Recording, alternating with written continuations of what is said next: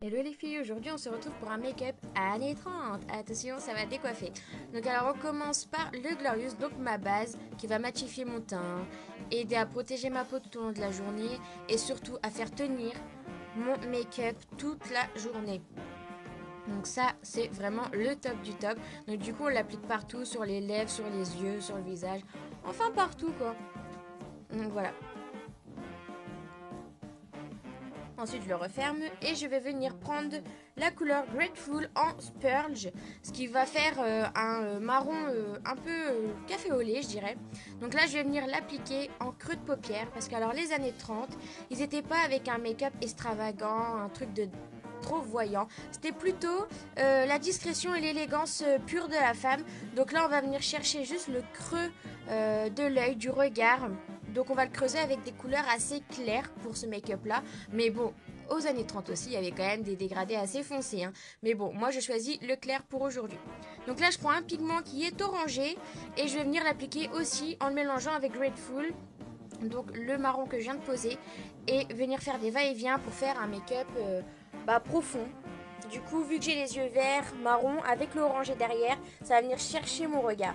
Donc là, je creuse, je creuse. C'est vrai, je vais passer un petit peu de temps à mettre ce orange, mais vu qu'il est un petit peu discret, je l'accentue en le mettant plusieurs fois pour avoir un regard un peu plus ténébreux et intense. C'est vrai que les années 30, c'est vraiment quelque chose que je voulais faire parce que c'est simple en soi, mais bon, il y a quand même du travail et c'est vraiment l'élégance pure, quoi.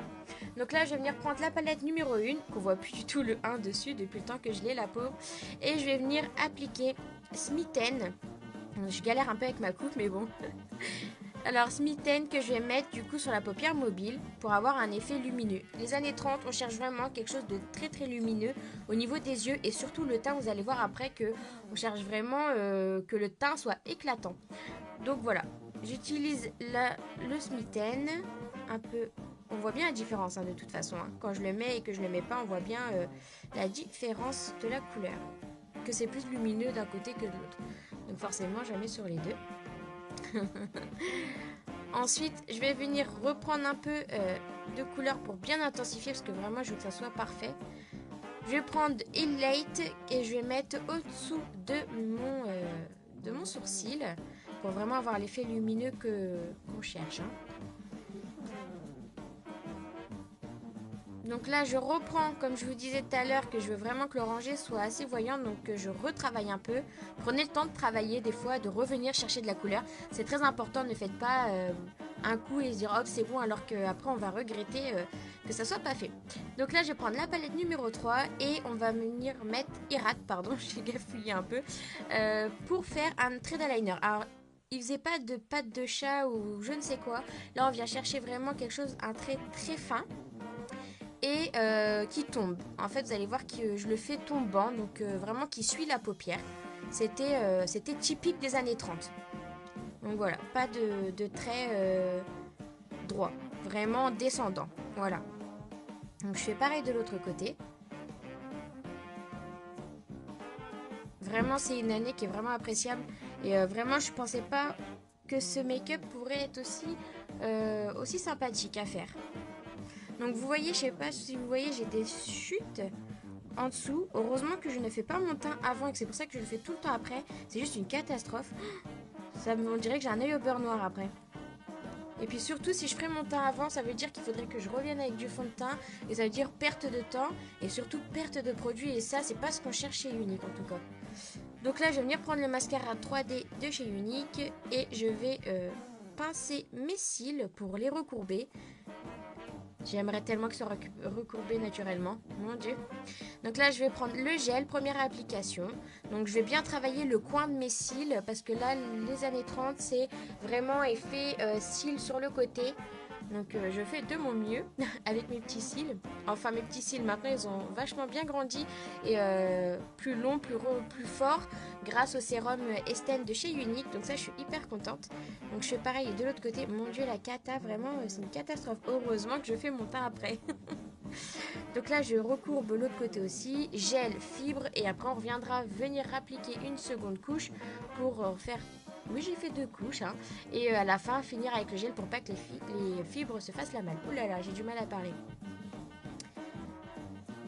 Donc voilà, prenez votre temps à le faire. Hein. Bon, ma coupe, je vous avoue, j'ai voulu faire une coupe des années 30, c'était l'effet vague sur le côté. Là, c'est plutôt l'effet tsunami. Mais bon, c'est pas grave, hein, faites pas attention à ça. Je suis pas une pro avec mes cheveux. Donc là, j'avais mis un peu de fibre et de gel, donc je viens rectifier avec le goupillon. Donc là, je prends mon fond de teint couleur chiffon et vous voyez que j'ai deux matières, plus liquide et une plus pâteuse. C'est pour ça qu'on le secoue vraiment pour avoir un fond de teint uniforme et avoir la recouvrance qu'on cherche quand même. Donc là, j'ai pris chiffon ma couleur à moi avec le pinceau unique pour le fond de teint liquide qui est juste parfait. Je vais mettre 4 gouttes, c'est parfait. On peut en mettre 2, 3, 4, maxi 5 les filles. Après, je vous déconseille d'en mettre plus, à moins que vous en avez besoin. Mais après, vraiment, ça ferait trop. Et trop de trop, tue le trop. Donc là, on l'applique en faisant des mouvements circulaires aux racines des cheveux. Et si vous avez les cheveux attachés, les chevilles, n'hésitez pas à en mettre sur vos oreilles. Et puis surtout, comme je vous dis à chaque fois, ne me faites pas de démarcation au niveau du cou, ce n'est pas possible. Surtout qu'avec ce pinceau-là, on peut faire quelque chose de très très propre. Donc là, j'avais pris le coton-tige parce que vraiment, j'avais du noir qui était tombé, c'était pas possible quoi. Donc le coton-tige, c'est incontournable, c'est vraiment l'ami du make-up quand même. On a beau dire qu'on l'utilise pas, mais si en fait, on l'utilise assez souvent. Et du coup, c'est ce que je viens de faire. Donc là, je prends le correcteur couleur organza, donc c'est vraiment une couleur très très claire. Donc là, peinture de guerre, obligée. Je vais chercher mes zones à illuminer pour vraiment avoir un effet lumineux des années 30. Bon, j'en ai mis un petit peu trop sur l'œil gauche, mais après, avec le Beauty Blender, ça va le faire assez bien. Donc hop, je blende, blender les filles, toujours blender. On estompe, on tapote, on tapote. Allez hop.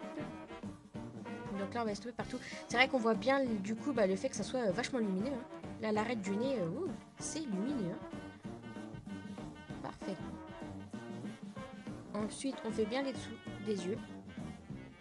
Donc c'est parfait parce qu'il va faire anti-cerne, cache-misère. Et en plus de ça, il fait le teint lumineux. Donc l'effet lumière. Donc franchement, le correcteur, c'est juste une tuerie quoi. J'ai pas de mots pour celui-là. Hein. Il est vraiment génial. C'est un 3 en 1. Il est parfait. Il y a une recouvrance au top en plus. Donc voilà, là je vais bien tapoter, bien mettre partout pour avoir vraiment l'effet lumineux. C'est vraiment trop bien. On le voit bien, hein, la caméra, hein, que j'ai un côté... Enfin, le fait que j'ai mis le correcteur, on voit bien l'effet lumineux que ça vient de donner à mon teint. C'est vrai que ça n'a rien à voir. Ma coupe. Ma coupe qui est complètement ratée, mais bon, c'est pas grave. Mon Dieu, j'ai honte. Donc ensuite, je vais reprendre mon mascara 3D, je vais faire la deuxième couche. Donc là, je reprends le gel pour fixer, mais aussi du coup, je vais remettre des fibres pour vraiment avoir l'effet assez fossile. Parce que vraiment, ces années-là, c'était vraiment quand même sujet à avoir des beaux cils. Mais là, franchement, j'étais vraiment choquée, vraiment les filles sur cette vidéo. Des fois, j'ai du mal à l'appliquer, le mascara, parce que j'ai les cils vraiment horribles. Mais là, je sais pas si vous voyez la longueur, je suis vraiment choquée. Ça m'a jamais fait aussi long de ma vie. Franchement, le sérum, je vous le mettrai plus tard sur une vidéo, parce que le sérum, il m'a vraiment fait quelque chose de dingue au niveau de mes cils.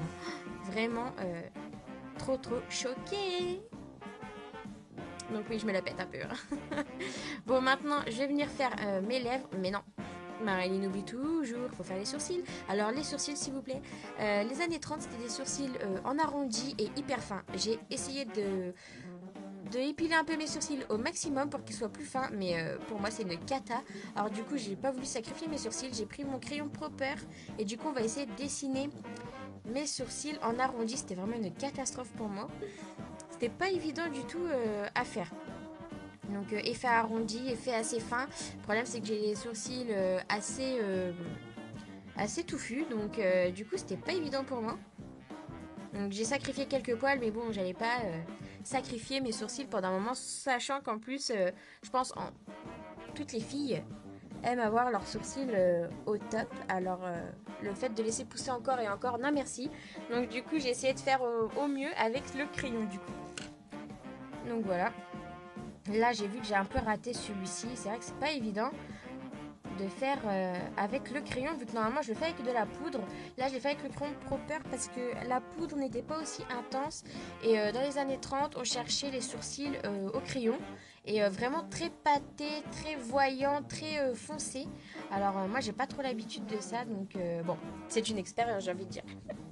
Donc là, je recherche mon crayon Proper que j'avais complètement perdu dans mon bazar, mais bon, c'est pas grave. Et j'essaye de rectifier le sourcil que j'ai eu du mal à faire du coup.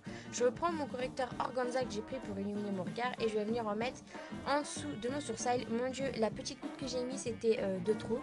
Énorme, ça m'a fait trop de produits, du coup je vais en mettre surtout de l'autre côté. Et puis surtout je prends mon beauty blender pour blender un peu. Donc voilà, j'ai mis de l'autre côté du coup. Hein. Donc c'est pas mal parce que du coup ça refait encore plus ressortir mes sourcils, c'est ce qu'elle faisait dans le temps. Et puis le fait de chercher le regard assez lumineux mais un peu sombre, le fait d'avoir creusé la paupière. Bon là moi j'ai fait quelque chose d'assez léger, mais sinon on aurait pu faire ça avec du noir ou du marron, mais je préférais quelque chose d'un peu plus subtil. Donc là je prends le splash couleur Stopborn, excusez-moi j'avais oublié le nom. Alors elles avaient les lèvres assez fines et elles faisaient rouge, mais rouge pétant comme celui-ci.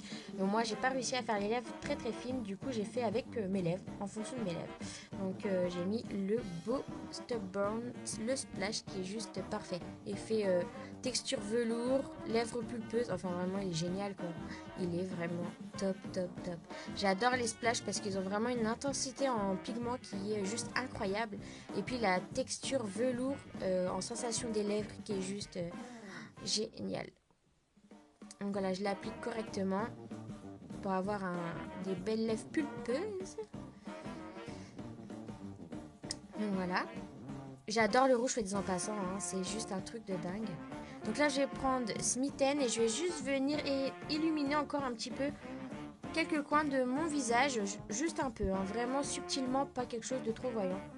Voilà, parce que c'était pas non plus des boules à facettes, hein, c'était vraiment subtil, élégant, elles étaient vraiment glamour ces femmes. Donc là, on cherche quelque chose de glamour les filles. Donc là, je reprends mon mascara et ça y est, c'est la dernière couche de gel. Donc vraiment, je suis vraiment étonnée du résultat. Je suis choquée, j'ai même pas de mots les filles, je vous assure, c'est la première fois que ça me fait des cils de malade quoi. La longueur, incroyable. Je suis trop contente. Génial. Ce mascara 3D me fera toujours des surprises à chaque coup. Bon, je replace un peu mes cheveux quand même. Et du coup, je vais prendre mon blush en dernier. Parce que oui, le blush était très important pour avoir les petites pommettes toutes rouges. Enfin, rouge, rosé, enfin, voilà, vraiment... Bah, c'était coquine ces femmes en fait, parce que c'est vraiment ça. C'est être glamour coquine à la fois, mais sans être dans la vulgarité, franchement. J'aurais aimé être dans une époque comme ça. Hein. Ah ouais, carrément. Donc voilà, petit blush me, j'adore. Et puis là, attention, papam, on passe aux années 30 les filles. Qu'est-ce que c'est magnifique, j'adore. Le noir et blanc, c'est magnifique. Donc voilà, make-up fini. Je vais vous faire plein de gros bisous. Et puis à bientôt les filles, bye bye.